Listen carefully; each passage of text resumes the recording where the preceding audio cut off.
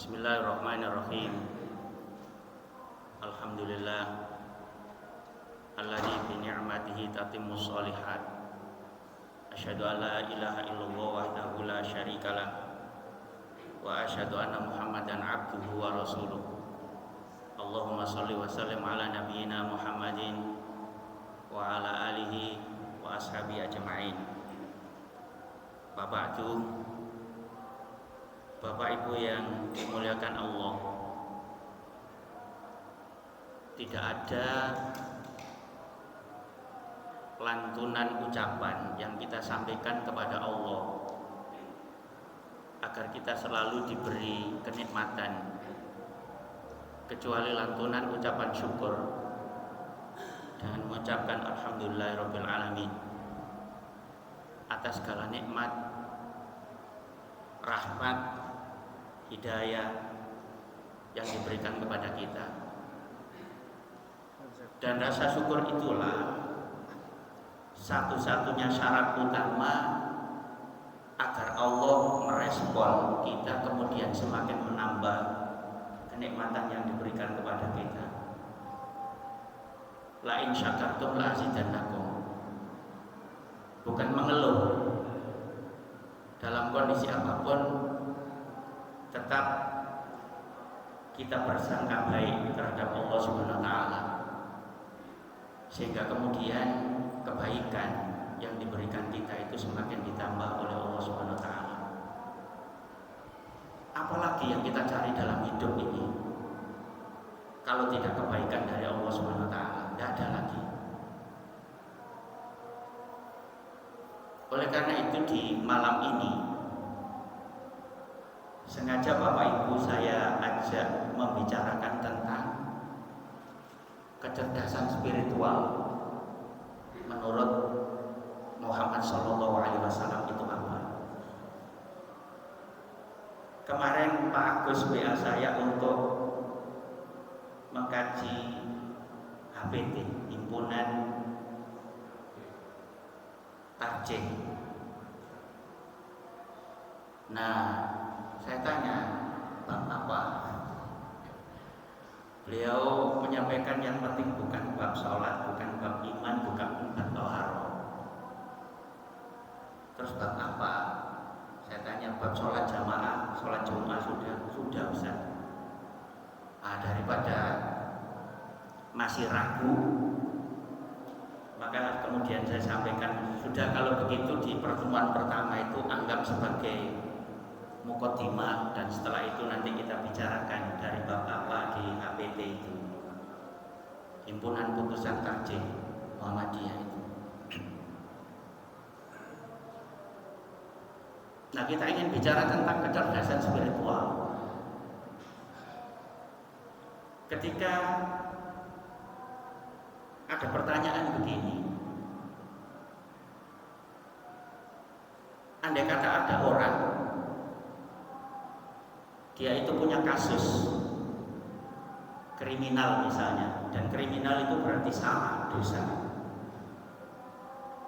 lalu diajukan ke pengadilan dan pengadilan memutuskan bahwa yang bersangkutan bersalah dan harus dihukum, diputuskan hukumannya penjara misalnya, bisa 5 tahun, bisa 10 tahun, bisa 15 tahun, tergantung tingkat kesalahannya.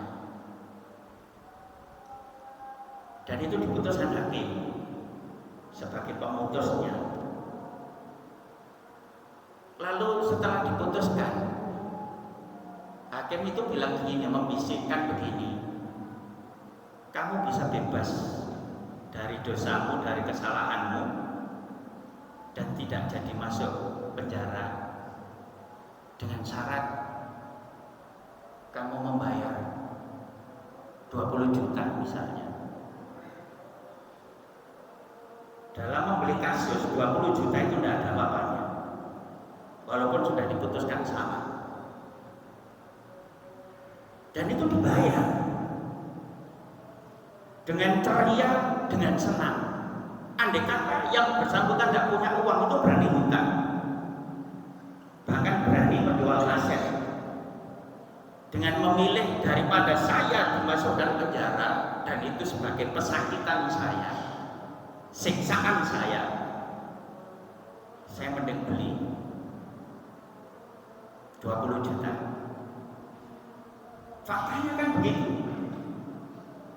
Padahal apa yang disampaikan hakim itu menurut saya belum valid. Bisa jadi hakim penuntut akan naik banding dan menuntut ulang. Apa yang tidak saya sampaikan? Bagaimana kecerdasan spiritual kita? Begitu saja kita terima. Bagaimana kalau yang memberitahu bahwa kita bebas dari salah, dari dosa itu adalah Allah Subhanahu wa taala.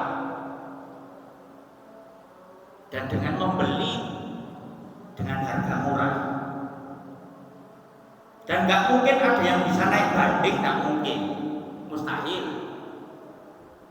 Karena itu Allah Subhanahu wa taala yang menentukan. Allah sudah memberitahu kalau kamu melakukan ini dosa, hukumanmu penjara di neraka. Melakukan ini dosa, hukumanmu penjara di neraka. Tapi kamu bisa bebas dari sanksi siksa itu, dari sanksi neraka itu dengan cara membayar. Yang ingin saya tawarkan kepada jamaah, ada momentum penting untuk bagaimana seseorang bisa membeli keputusan dosanya, yang dia itu kalau berlanjut begitu bisa saja ke neraka tapi nggak jadi.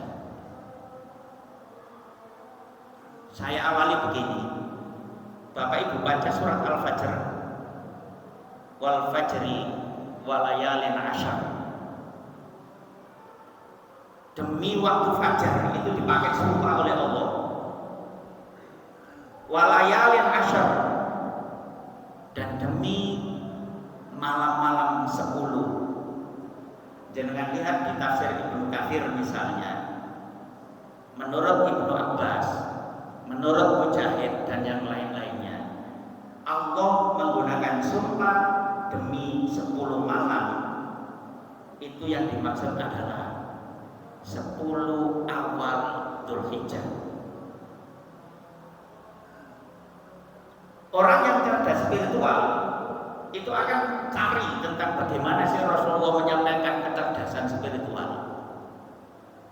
Ternyata ketika Rasulullah SAW ditanya oleh sahabatnya, Rasul, siapa orang cerdas itu? Jawaban Rasulullah, al-kayyisu man dana nafsahu wa amila lima ba'dal maut, wal ajizu man atba'a nafsahu hawahu wa tamanna ilallahi tamanniyan. Kata Rasulullah, orang yang cerdas itu adalah orang yang bisa mengendalikan dirinya dari hawa nafsu, bisa mengevaluasi dirinya, berapa dosa saya, itu orang cerdas. Lalu selanjutnya dia memikir apa yang harus saya lakukan setelah kematian.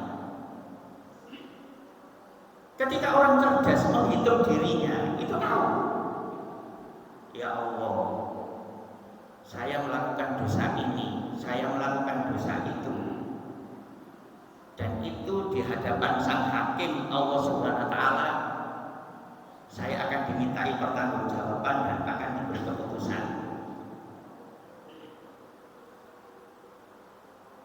Jika memang terbukti kalau saya dosa dan tercatat saya melakukan dosa, dan ketika dieksekusi oleh Allah, disidang oleh Allah, saya banyak dosanya daripada kebaikannya, masuklah ke penjara, yaitu neraka. Nah, orang cerdas cari momentum apa yang saya itu bisa membeli kesalahan saya itu sehingga tidak terjerumus kepada penjara, neraka. Itu penting. Nah, dari Allah menggunakan sumpah demi waktu fajar dan demi malam-malam 10, dan ahli tafsir menafsirkan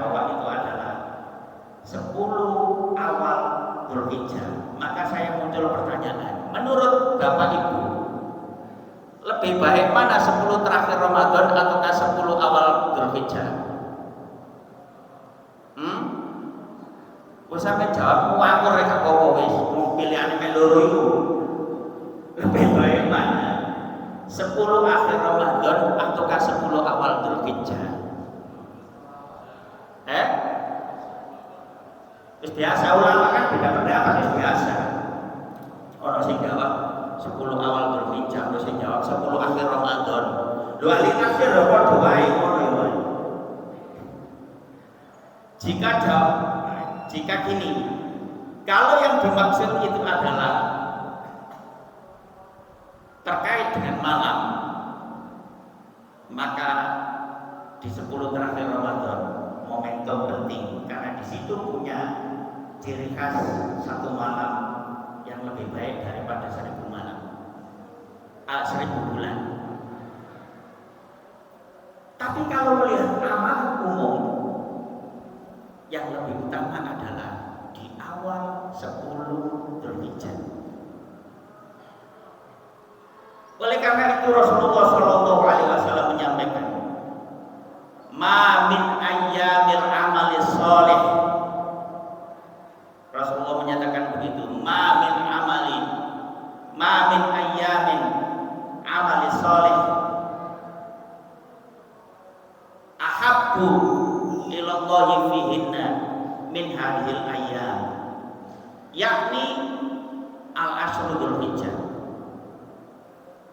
Tidak ada amal soleh, hari-hari untuk melakukan amal soleh yang paling dicintai oleh Allah Subhanahu wa Ta'ala daripada hari-hari ini, kata Rasulullah, yaitu 10 awal Dzulhijjah.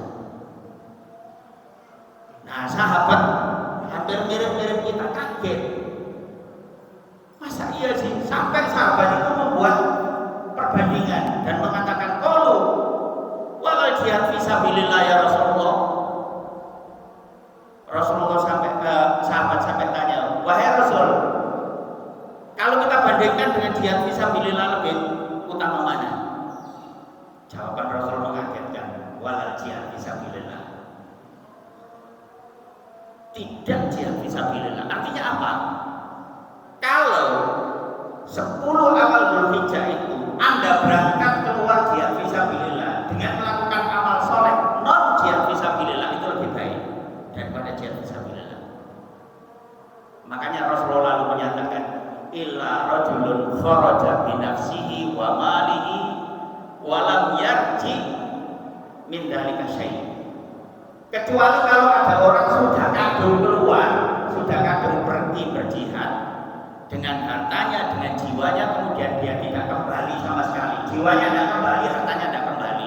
Kalau sudah kadung keluar begitu, itu yang lebih utama. Tapi kalau Anda baru niat mau jihad, dan itu di 10 awal Dzulhijjah, lebih bagus Anda melakukan amal kebaikan non jihad. Lalu apa hal yang terbaik di awal 10 Dzulhijjah itu? Rasulullah menyampaikan, "Ma'amila adamiyun min amalin yauman nahri ahabbu ilallahi min ihramid dam." Tidak ada seorang anak Adam melakukan sebuah amalan di hari Nahr, yaitu termasuk di 10 awal Dzulhijjah itu, kecuali dia menyembelih binatang korban. Itu terbaik. Dan itulah cara membeli dosa yang tadinya diputuskan oleh Allah kita masuk neraka, tapi karena ketika kita sudah mengevaluasi diri dan punya dosa banyak, orang cerdas, wah, daripada saya masuk neraka, mending saya beli. Hakimnya saya beli. Dan siapa hakimnya? Allah. Tak beli ya Allah. Apa? Di momentum 10 awal Dzulhijjah, saya beli dengan harga kambing, dengan harga sapi murah. Kalau kambing acangan paling 2 juta atau 2,5 juta. 3 juta. Kalau beli sapi patungan berapa sekarang di sini? 4 juta. Loh lah murah itu timbangan 20 juta Bu. Kan murah itu daripada 20 juta. Sementara tidak jamin untuk di neraka. Dan dengan harga itu kita bisa bebas. Subhanallah. Andai kata ada orang ditakdirkan oleh Allah, walaupun tadinya dia banyak punya dosa, lalu di momentum 10 awal Dzulhijjah itu dia membersihkan diri dengan cara membeli dosanya, karena Allah memutuskan kamu nanti neraka, misalnya begitu, tak beli ya Allah, terus meninggal, insya Allah husnul khotimah. Serius ini saya bicara. Dan itulah cara Allah bagaimana memanjakan kita sebagai hambanya. Rasanya kan belum lama kita mendapatkan keistimewaan 10 terakhir Ramadan itu. Baru berapa bulan? Ramadan, Syawal, Dzulqa'dah. Baru 2 bulan muncul Dzulhijjah. Kurang apa istimewanya kita itu? Tapi kadang kita lengah di situ dan tidak menjadi orang cerdas. Sementara orang cerdas adalah orang yang pintar mengevaluasi dirinya dan akan melakukan amal soleh persiapan untuk mati. Masalahnya bukan berapa besar dosa kita, bukan di situ, tapi masalahnya adalah sejauh mana kita bisa membersihkan dosa, itu yang penting. Ya Allah, lek dipikir saya pribadi loh. Kadang sehari saja libur dari dosa itu wangel kol Ustaz. Sehari tok loh. Apakah itu dosa kecil? Masih sulit libur dari dosa. Kadang sudah berusaha ketemu orang loh, diajak bicara kejelekan orang lain pun ya merespon. Ya termasuk aku. Kadang mesti iya ta, ya apa ngono. Padahal saya sudah hafal itu dalil ghibah gak boleh itu apa. Tapi kadang terpeleset. Subhanallah. Dan Allah tahu itu kelemahan kita seperti itu. Pak Bu tahu. Sehingga kemudian Allah meletakkan momentum-momentum istimewa tergantung kecerdasan kita di mana. Ya tentu saya bicara ini untuk membeli dosa di momentum 10 awal Dzulhijjah itu bervariasi tergantung kemampuan kita. Memang Rasulullah mengatakan bahwa yang lebih utama adalah menyembelih binatang kurban. Lalu gak duwe ya apa ta sampai ceramah ngono tambah sedia ngono. Lu banyak amalan lain. Semampunya jenengan. Mau sedekah berapapun jangan lupa di 10 awal Dzulhijjah, Bu. Itu waktu istimewa. Ibaratnya kok kita di dunia itu ada momen-momen bebas pajak, karena ngono kuwi lho. Nah, Allah meletakkan begitu itu untuk mengukur kecerdasan manusianya. Ada yang mikir gini, aku ndek duit tak 3 juta, tapi aku ndek utang ya apa iki? Kalau ada yang menanyakan begitu, jawaban saya tegas. Dahulukan nyaur utang. Jangan beli hewan korban karena punya hutang. Membayar hutang wajib, tapi korbankan sunnah muakkadah. Jangan mendahulukan sunnah atas wajib. Kecuali orang yang menghutang itu begini, aku ndelok sampean kok gak tahu korban, Mbak. Wis ojo nyaur dhisik, saenake sampean saiki dikorban. Nah, itu tidak masalah. Tapi kalau tidak ada pernyataan itu dari yang dihutangi, dahulukan mengembalikan hutang. Itu lebih baik dan itu lebih terhormat di hadapan Allah Subhanahu wa taala. Gampang pokoknya urusan be Allah Subhanahu wa taala, gampang. Kadang kita saja nggak sadar. Lah di momen 10 awal Dzulhijjah itu penyakit elek kumat. Godaan itu loh kumat, kambuh. Pikiran loh, mesti ada wae. Persis kayak zaman Ibrahim alaihissalam. Ibrahim alaihissalam itu diuji lebih berat daripada kita. Kita kan ada perintah, tapi kan sudah ditunjukkan hadiahnya kan, sudah ditunjukkan pahalanya kan. Ibrahim tidak ditunjukkan. Ibrahim ketika diperintah untuk menyembelih anaknya yang namanya Ismail, apakah ada berita kalau nanti kamu lulus dari ujian Ibrahim akan saya ganti yang lebih istimewa? Apakah begitu? Enggak.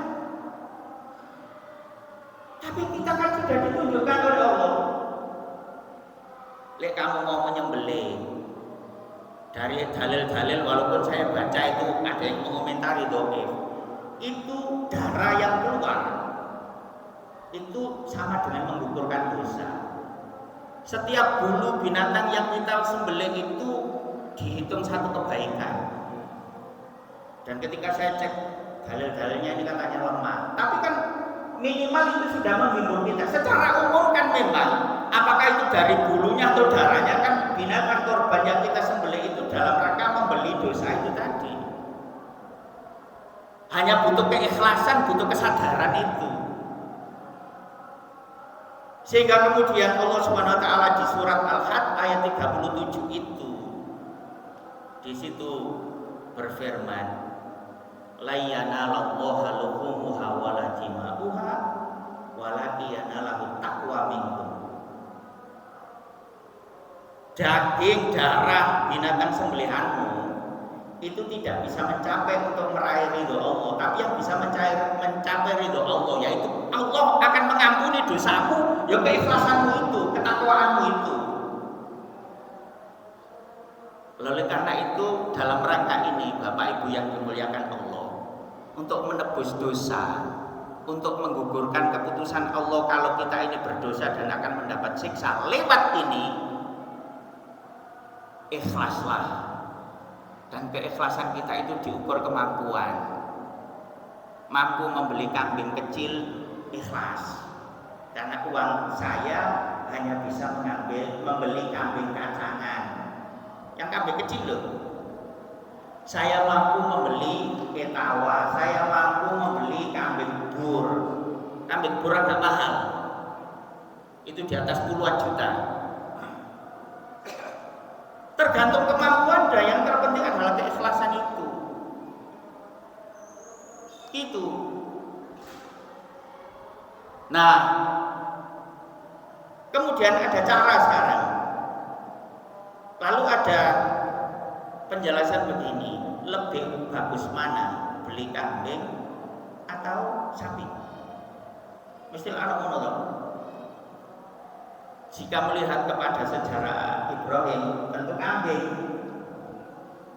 Tapi kalau melihat dari kemanfaatan untuk bisa dirasakan orang lebih banyak, sapi. Tapi aku nggak berdebat di situ. Sing tak debatno gelem korban apa ndak iku tok.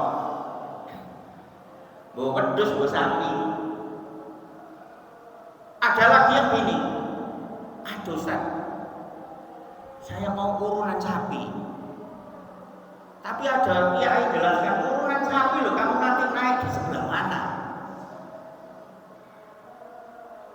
Kan binatang korban yang kita korban itu ada penjelasan sebagai kendaraan ketika kita berada di sirat itu, di jembatan itu, ada penjelasan begitu.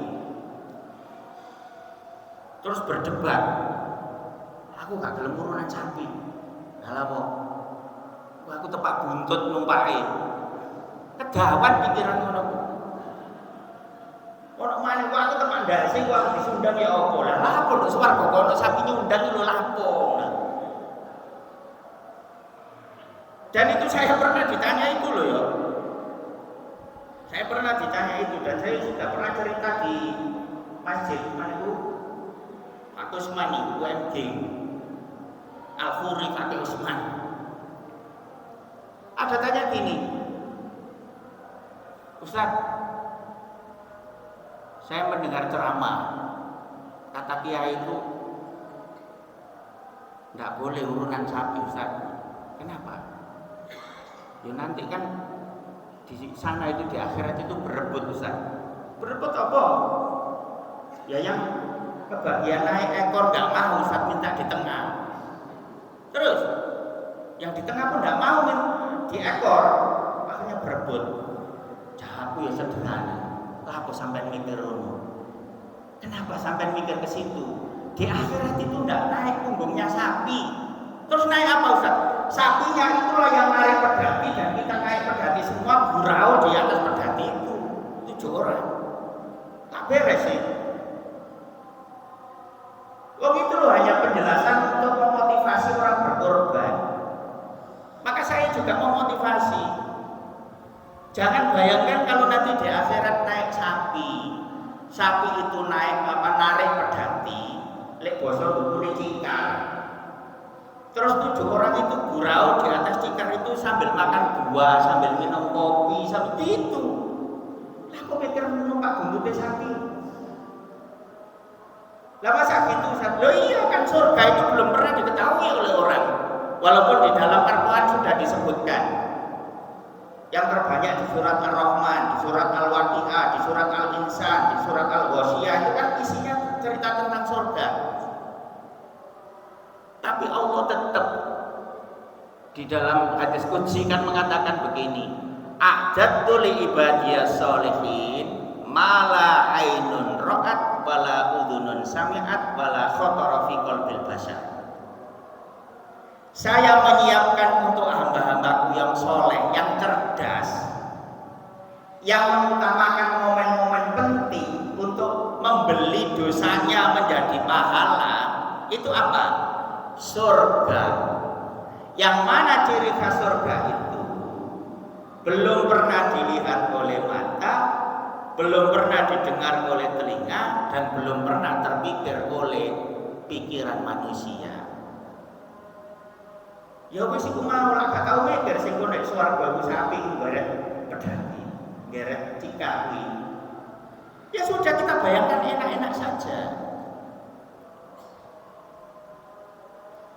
Dan sekali lagi, momen membeli dosa yang sebenarnya menurut keputusan kita adalah bersalah dan masuk neraka, itu bisa kita tebus saat Idul Adha melalui hewan korban itu. Lek di luar Idul Adha gimana Ustaz? Sedekah biasa. Ya bisa saja itu adalah dalam rangka menghapus dosa kita, karena Rasulullah sudah menyatakan wa'at bi'is sayyi'atal hasanata tamhuha, kan begitu. Ikutilah kejelekan yang kamu lakukan itu dengan kebaikan untuk sebagai penghapusnya. Tapi yang saya maksud adalah ketika Allah menggunakan sumpah wal fajri wal layalin ashri, itu punya keutamaan dan punya keistimewaan tersendiri. Dan jangan dilewatkan. Semua harus berpikir di 10 awal Dzulhijjah itu apa dari amal soleh yang bisa kita lakukan dengan niat, ya Allah, saya melakukan ini untuk merespon keutamaan yang Kau berikan, yaitu 10 awal Dzulhijjah. Apa hanya bisa memberikan makanan kepada orang lemah, misalnya nasi bungkus kepada orang lemah yang pekerja berat, dan itu bisa membantu mengurangi bebannya. Karena untuk membeli kambing kan nggak bisa. Loh, men di orang itu saya itu waduh sapa. Nah itu dari 200.000 itu kan untuk merespon keistimewaan 10 awal Dzulhijjah itu kan dengan cara lain. Tapi bagi orang yang dalam 10 awal Dzulhijjah itu bisa membeli kambing, bisa membeli sapi, belilah. Saya hubungkan dengan ujian Ibrahim tadi. Ujian Ibrahim kayak gitu beratnya, tapi ujian kita tuh hanya dari pikiran tok. Hanya dari pikiran. Dan hanya dari segi keduniaan, enggak seberat Nabi Ibrahim. Kadang mau membeli kambing, ya Allah, ingat cara mengumpulkan uang. Oleh punya lagi gal 2.000 rek.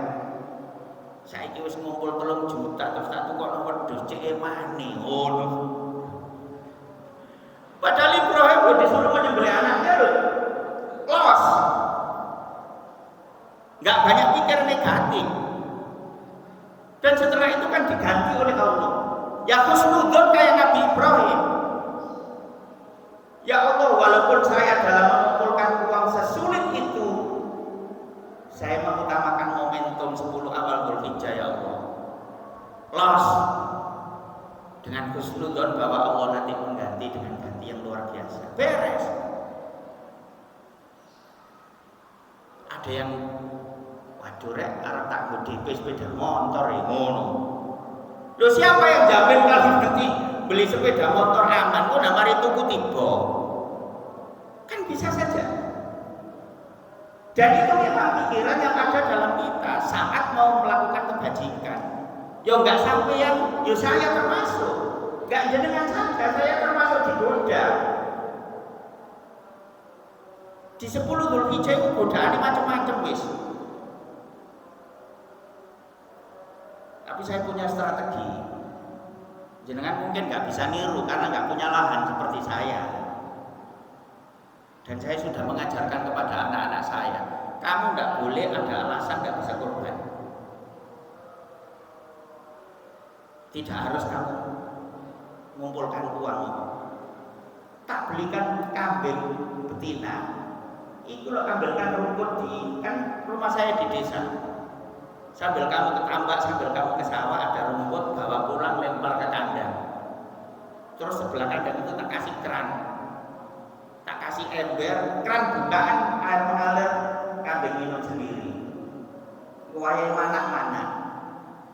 Dan ketika Idul Adha itu tinggal ngambil kambing di kandang itu sampai sekarang. Sampai kan gak belahan harus saya dari kandang nendi, ya. Banyak cara, tergantung kemauan kita. Dan saya kadang membuat ilustrasi begini, kadang kita itu dikalahkan dengan pikiran duniawi. Kadang saya mikirkan diri saya sendiri loh ya. Ketika saya kredit sepeda motor itu pikiran saya begini, ya Allah, saya kredit sepeda motor itu setiap bulan bisa membayar 1,5 juta. Kenapa saya kredit kendaraan untuk di akhirat 1 tahun hanya 3 juta atau 3,5 juta kok nggak mampu? Kan kredit untuk kendaraan di akhirat kan 1 tahun. Idul Adha kan 1 tahun cuma sekali. Kenapa? Ketidakmampuan kita itu bukan karena faktor ekonomi, tapi karena faktor pikiran kita. Loh kendaraan dunia lo dipaksa-paksa ya iso setiap bulan 1,5 juta. Lapo kendaraan akhirat 3 juta kok gak iso dalam 1 tahun. Itu loh. Dan kita jangan berpikir, termasuk saya jenengan. Ketika korban itu sudah harus punya uang 10 juta nganggur. Nggak perlu pikir begitu. Ya pokoknya saat momen 10 awal Dzulhijjah punya uang untuk membeli hewan korban, nggak tahu ukuran apa, beli. Karena momentumnya ya di situ itu. Setelah itu selepas lagi, momennya berbeda lagi, begitu.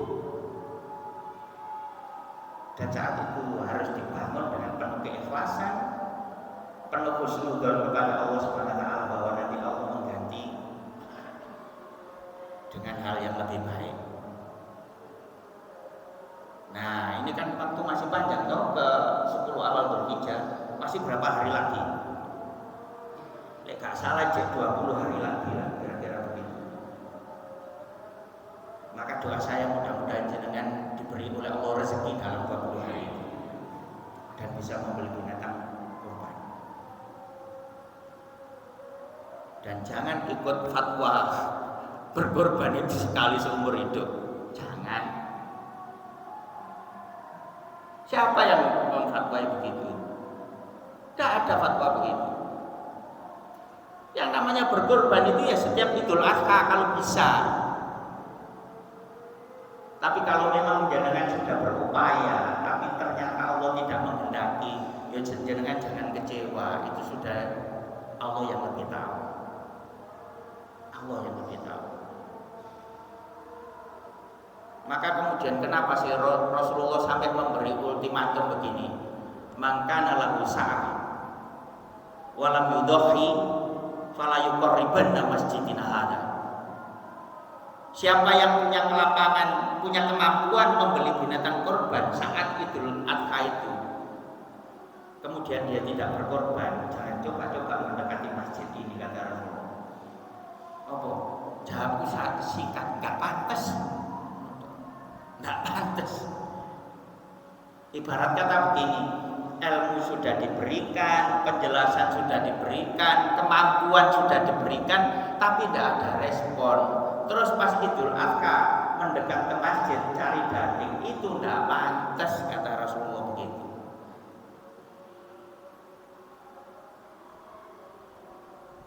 Dan yakin jemaah ini kan banyak yang biasa berkorban toh.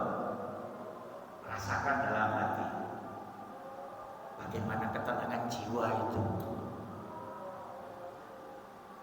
Subhanallah, punya ketenangan tersendiri. Yang penting ikhlas, ikhlas. Wes pokoknya singkirkan pikiran-pikiran keduniaan saat itu. Terus gimana caranya Allah? Kalau Allah itu sudah memanggil kita untuk berkorban, ya saat kita diberi kemampuan, itu berarti Allah sudah memanggil kita untuk berkorban. Ini kan diberi kemampuan berarti belum diizinkan oleh Allah untuk berkorban dengan cara membeli binatang korban. Dengan cara apa? Dengan cara lain. Pokoknya 10 awal Dzulhijjah jangan hilang momentum itu. Pengalaman saya berinteraksi dengan orang yang punya jiwa mengutamakan 10 awal Dzulhijjah. Itu Bapak Ibu, yang namanya donatur itu untuk mencari tempat menyalurkan donasinya, itu mesti menghubungi di awal atau di 10 awal Dzulhijjah itu apa yang bisa kita kerjakan, mesti gitu. Dan kadang kita mendapatkan dana sosial itu di 10 awal Dzulhijjah, itu luar biasa. Sampai nanti binatang korban itu datangnya ya di 10 awal Dzulhijjah itu. Kita diteleponi, ini ada uang untuk korban, gimana nih? Cuman kadang saya tidak bisa terima. Kenapa? Karena harganya untuk di Gresik nggak memungkinkan. Karena kadang dipatok 1.750.000. Yang boleh pedus layak dikorban 1.750.000 itu nang diam. Terus saya tanya, loh kenapa kok harganya segitu? Sementara di kita sekian. Apa ukurannya? Itu di Afrika sudah dapat kambing besar. Ukurannya itu Afrika. Coba. Tapi saya tidak berpikirnya di situ. Berpikirnya adalah betapa antusiasmenya orang yang mengutamakan 10 awal Dzulhijjah itu sampai segitunya. Kadang sampai ratusan kambing. Ini sebar di mana gitu. Nah, kalau sudah ada ketentuan harga segitu, biasanya saya buang ke luar Jawa. Karena di luar Jawa itu masih relatif murah kambing. Lek itu pun Gresik, 1.750.000 saya ketika oleh kambing anakan belum umur. Iya. Nah, oleh karena itu Bapak Ibu, mumpung kita masih hidup, ojo mikirnya ini, menilai aku mati lah anakku mikir korban aku. Sudahlah, jangan menunggu itu. Yes, pokoknya kita saat hidup punya kesempatan, kita indahkan kesempatan itu. Dan ini perlu saya sampaikan saat ini karena waktu masih ada, Idul Korban masih jauh. Wis tak husnudzon saja terhadap Allah. Saya bukan riya, tapi saya juga dalam rangka melatih anak-anak saya. Saya lupa mulai tahun berapa. Itu saya pesan kepada keluarga, jangan berhenti untuk mempersiapkan diri ikut mensiarkan Idul Kurban dengan membeli kambing atau dengan membeli binatang kurban. Terserah kamu mau beli kambing, terserah kamu mau patungan sapi, jangan kosong dari pikiran itu.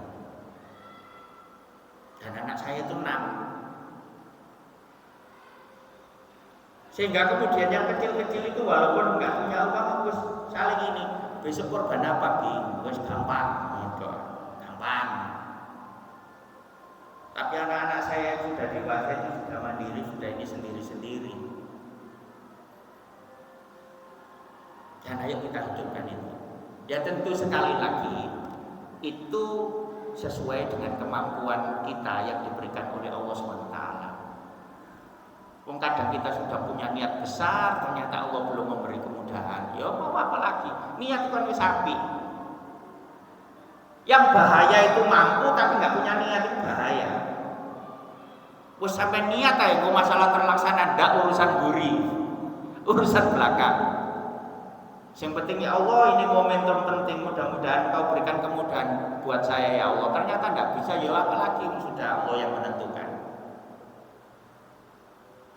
Tapi saya juga pesan, walaupun jenengan sudah mendapatkan penjelasan begitu dari saya, lalu nanti di Idul Kurban secara zahir orang ini mampu tapi ternyata tidak korban, jangan dicemooh.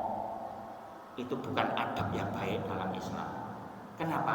Bisa jadi saat itu orang itu tidak mampu membeli binatang kurban, bisa jadi. Tapi punya mobil Ustaz. Ya iso wae sampean mikir mobilmu dolan lah iso sih, bisa saja. Tapi kan nggak sampai segitunya Islam itu, nggak sampai segitunya. Artinya jangan sampai kita itu kemudian dalam melaksanakan ajaran Islam itu kemudian orang itu justru merasa sulit. Kan Rasulullah SAW itu setiap ngutus sahabatnya untuk menyampaikan ajaran Islam itu Rasulullah mesti pesan begini, basyiru wala tunaffiru, yassiru wala tu'assiru. Jadikanlah orang itu dalam menjalankan agama yang kau ajarkan itu dengan riang gembira. Jangan justru nanti dia mangkal terus lari, wah Islam opo gitu. Jangan sampai ada kesan itu. Yassiru wala tu'assiru. Jadikanlah dia itu merasa mudah dalam menjalankan ajaran Islam. Jangan dijadikan sulit. Nah kasus sih kayak gitu tadi, ada orang punya mobil tapi tidak korban, itu bisa jadi uang cash saat itu tidak ada. Terus sampai lokno ngene, lho mobilmu dolan lah iso sih. Nanti orangnya nggak enak hatinya, lihat mobil ini fasilitas aku kerja lah, tak dol nggih korban. Iku pikir negatifnya muncul, akhirnya mangkel. Ya sudahlah gitu. Yang penting kita ngurusi pribadi kita, iso yo ayo gitu loh. Tapi nanti kalau ada kanan kiri sebelah kita kok nggak korban secara dohir mampu dari casingnya, itu jangan dicemooh. Saya khawatir yang bersangkutan punya beban banyak, kita tidak tahu. Lo kan iso jadi dengan dua mobil yo duwe utang, bisa jadi. Sehingga jangan dicederai perasaannya itu, jangan dicederai. Dan saya kadang tahu ada orang, wih kulo sepeda papat tapi gak tahu korban. Tak jawab gue enteng, sepeda papat itu ngojek anak kabeh. Lah saat korban itu mungkin gak duwe ya wis.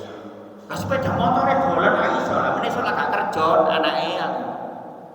Ya sudahlah, kita husnudzon saja dan kita berdoa mudah-mudahan semua diberi kelantangan rezeki lah beres ya. Loh itu loh, sehingga orang itu ketika mendengar dari kita tentang bagaimana menerapkan Islam, oh enak Islam itu gampang ya. Tapi ya jadi gampang-gampang no. Jangan dimudah-mudahkan. Artinya apa? Selama kita bisa, ayo kita laksanakan. Tidak bisa ya sudah, mau apa? Kita sudah punya niatan baik. Siapa nih salah? Mana ada nih? 2 menit. Okay. Nah, disitulah yang saya maksud kecerdasan spiritual menurut Rasulullah itu begitu. Jadi bukan berapa nilai ujian kita ada, tapi bagaimana cara kita mengolah pikir kita untuk memandang momen-momen penting dalam Islam, dan kita bisa berkontribusi di situ. Kita bisa melaksanakan ajaran di situ, sehingga kemudian syiar Islam itu tampak luar biasa. Bagi orang sekitar itu bisa merasakan, ya Allah indahnya Islam, kalau itu macam-macam gitu. Bagi kita sendiri ketika kita kembali kepada Allah, akan dihargai oleh Allah Subhanahu wa taala, dan kita dibebaskan dari segala ancaman siksaan api neraka. Mudah-mudahan kita selalu diberi petunjuk oleh Allah Subhanahu wa taala. Dan dalam momentum 10 awal Dzulhijjah itu mudah-mudahan Allah memberikan kelonggaran rezeki buat kita, dan kita bisa membeli binatang kurban. Kalau tidak diberikan begitu, mudah-mudahan kita bisa menjalankan amal soleh selain menyembelih binatang kurban. Dan mudah-mudahan segala amal soleh kita diterima oleh Allah Subhanahu wa taala, segala dosa kita diampuni oleh Allah Subhanahu wa taala. Kita tutup dengan doa, Allahumma aslih lana dinana alladzi wa ismatu amrina, wa aslih lana dunyana allati fiha ma'ashuna, wa aslih lana akhiratana allati ilaiha ma'aduna, wa ja'alil hayata ziyadatan lana fi kulli khairin, wa ja'alil mauta rahatan lana min kulli syarr. Rabbana zalamna anfusana wa illam taghfir lana wa tarhamna lanakunanna minal khasirin. Allahumma la tada' lana dhanban illa ghafarta, wa la daynan illa qadaita, wa la hamman illa farajta, wa la aiban illa satarta, wa la maridun illa syafaita, wa la hajatan min hawaiji dunya wal akhirati illa qadaita wa sarta bi rahmatika arhamar rahimin. Rabbana atina fid dunya hasanah wa fil akhirati hasanah wa qina adzabannar. Subhana rabbika rabbil izzati amma yasifun, wa salamun alal mursalin, walhamdulillahi rabbil alamin. Kurang lebihnya mohon dimaafkan. Wassalamualaikum warahmatullahi wabarakatuh.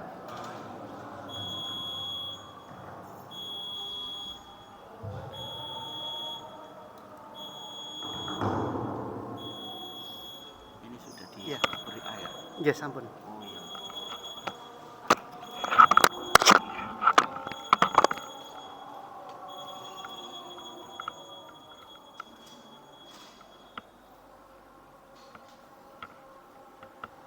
Wong iki gelem ngombe rek. Ngombe sing pada gelas.